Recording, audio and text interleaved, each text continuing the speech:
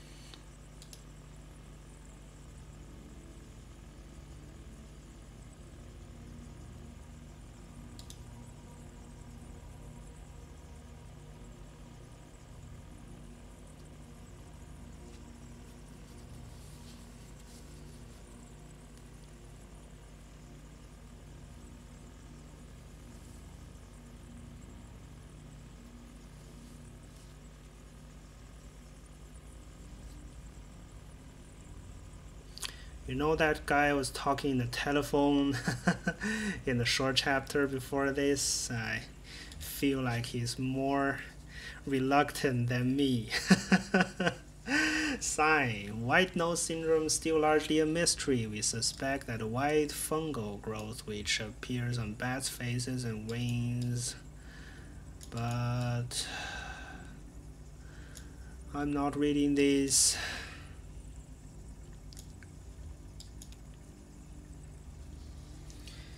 It's just to say that the fungals have some maybe spores that carried by humans and vehicles got transported to the bat's cave and cause the white nose syndrome.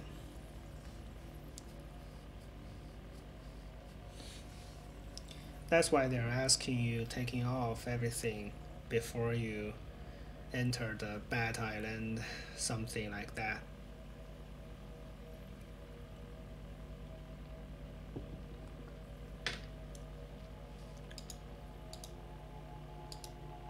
So bridge, Central Exchange, Echo River. Anybody?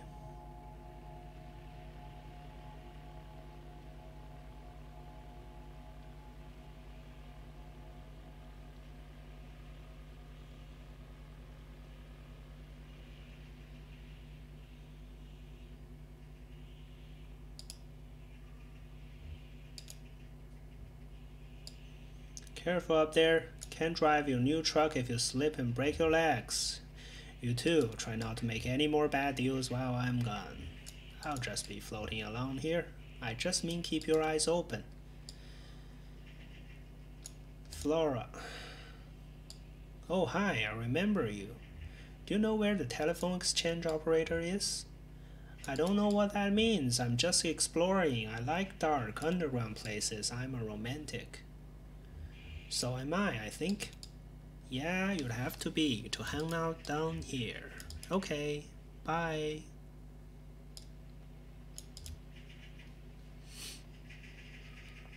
This old guy called Dashiell. Could we bypass with another capacitor at 100 nanofarads to reduce noise? If a circuit is too noisy, you should tie those floating pins to ground. That's a pretty good idea. They're probably picking up all kinds of radio interference. Dashiell Moyes, pleased to meet you. We don't install this type of phone for customers anymore, but there are quite a few of them still in circulation. Anyway, the new system doesn't source enough current to ring those old bells, so I'm trying to come up with a workaround. Maybe a little box the customer could attach right before the wall jack. I'm a bit of a circuit geek myself. I bet, you seem very comfortable with electronics. Is it your first time down here? Yeah, I can tell. Your eyes can't quite adjust to the light. It takes some practice. Believe it or not, I've been coming here since I was a kid, for one reason or the next. Back then, this place was a train station. It's true, they had bats then, too, but they were considered a nuisance. What did you come here for as a kid? I usually came here with my grandmother. We took the train out to the town she lived in, or in the other direction back to my parents' home. In my memories, it was always cold. Winter, I guess. Sometimes now, I walk along the tunnel, run my hand along these wet stone walls, and close my eyes. Ringing footsteps and the drip, drip, drip of the grimy stalactites. Well, the river shifted, and this place slowly filled with water, carrying the trains away with the current. It does that, the river, and I don't begrudge it.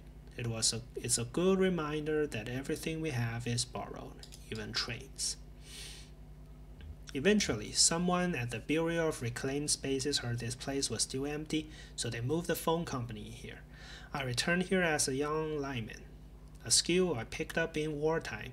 Running telephone wires behind enemy lines. We used trees instead of poles. I missed that, actually. They were easier to climb. It's just as well. I'm in no shape to be climbing anything these days. The closet I get is patching up the wiring in the crystal room for the WEVP folks. WEVP, that's the community television. I've volunteered there for a number of years. I know everybody over there. Ralph, Sherry, Weaver, Dave. Weaver Marcus? Sure, Weaver Marcus. That's funny. I was just thinking about her. Yeah, I met her a couple times at the TV station. I suppose I didn't know her too well. She handled the archives and I was helping with writing and stuff. She really seemed to know her way around all that gear, though she had a head for signals, I think. No idea where she ended up. I would guess she's probably not too popular around the station anymore, but I always liked her. Listen, miss, if you're interested in WVP, you should go talk to them directly. They're always looking for volunteers. Take the ferry over to the silo. There's a mail stop there. They don't have a sign or anything. Just ask around. I guess I'll get back to this damn old ringer. Poppy's just a little further down if you're dropping off that package. Nice chatting with you.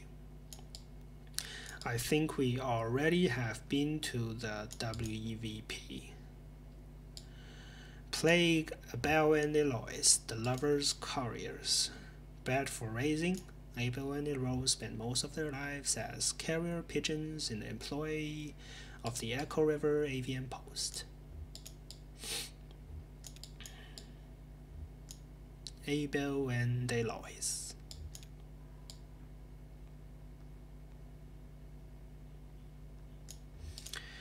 Poppy.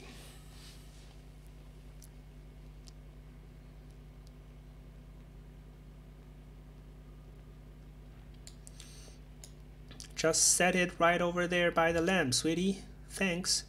Actually, just a minute. Who does that parcel claim to be from? Lazio Electronics. Consolidated Power Company. Oh dear, I'm afraid to open it. So who are you? Do you work for the post office? Or the tugboat? I only asked because I haven't seen you before. Was that I heard chatting down the hall? Was that you I heard chatting down that hall? Yeah, I just met Dashio. He's been working on that obsolete ringer, hasn't he? Poor Dashio. You know, he's not really. He was let go a while back. A long while. Actually, when they started restructuring, he was one of the first to go. But he talked them into letting him come every day and fiddle with some interminable project. He says it's to keep a long gap from going his resume, but I think he just has nothing better to do. One of those old men who needs work, you know? Doesn't know how to be any other way. Well, there are no real jobs here, but there are fake jobs, I guess. It wasn't always like this. When I came to work at the Echo River Central Exchange, there were 12 of us.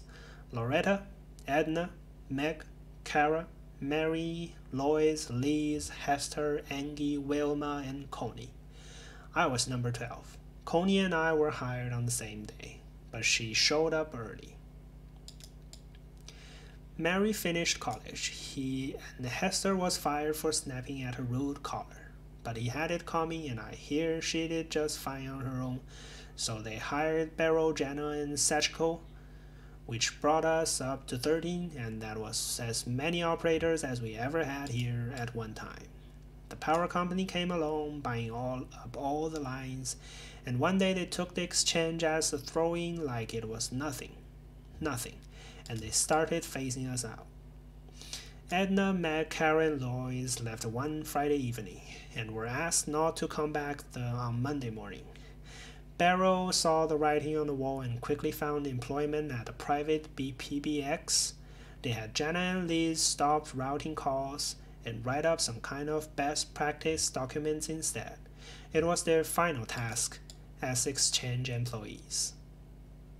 Some of the girls were assigned to other divisions. Connie, I think, was checking residential meters. Sachiko and Wilma were moved into energy sales, cold calling businesses to see if they needed to upgrade their electricity plan. At least they were still on the phone. Then it was just Loretta, Angie, and me. We were swamped.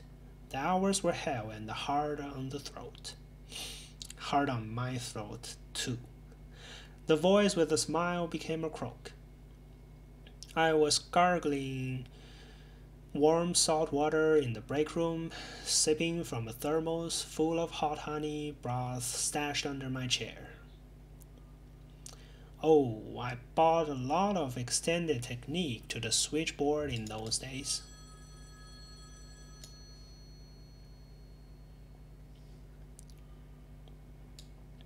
Sounded pretty good to me. He's got the voltage too high, he'll burn out the relay. Extended switchboard technique. It was all about timing your breath. Some girls got lightheaded doing too many calls in a row with that upbeat dynamic inflection. They made us to keep everything intelligible. It was very physical. So after a few months, it was just me. A new automation strategy was announced. And this play was re-Christian. Consolidated auxiliary switch number 13. If it's automated, what do you do here? It's not fully automated. There are still gaps in functionality that need a human touch. And it really is about the touch here. Sound is a vibration, the touch you feel in your ears, so my voice is my touch. When we're talking, we're touching, even on the phone. That's an electric touch, an intimate little shock that makes your tiny hairs tremble. But that's not even what I mean when I say it's all about touch here. When the power company first tried automating this old exchange with fancy new transistor arrays, the switchboard caught fire. It was just too much, too fast. So they tried using some clunky old mechanical relays, but then the calls were getting mismatched and out of sync. It was a nightmare.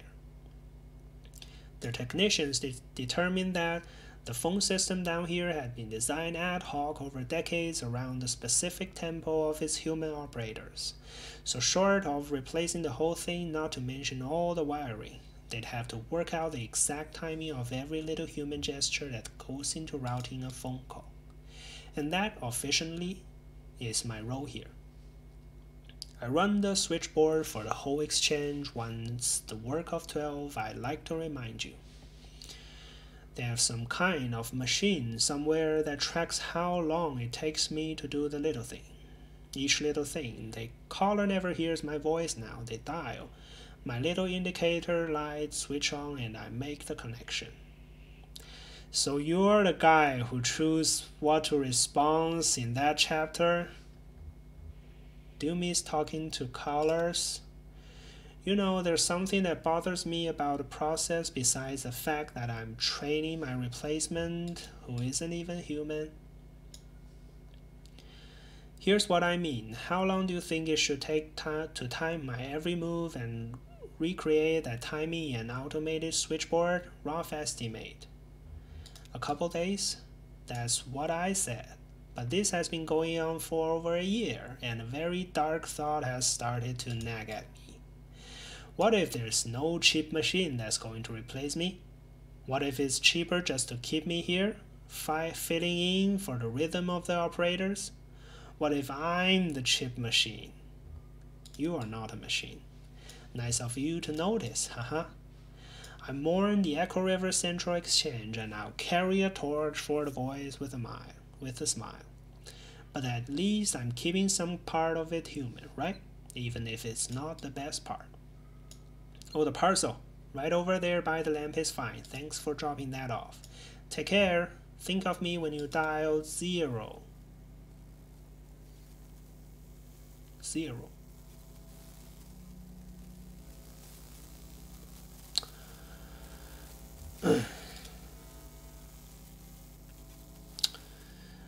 I already noticed that it's time too late, but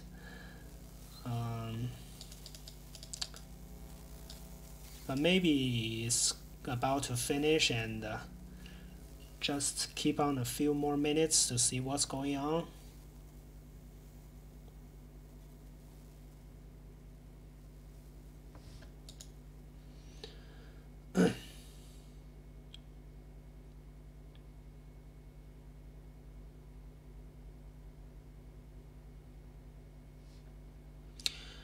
Alright, so I think that's all for this part. And thanks you for watching this video. I'll see you in the next part.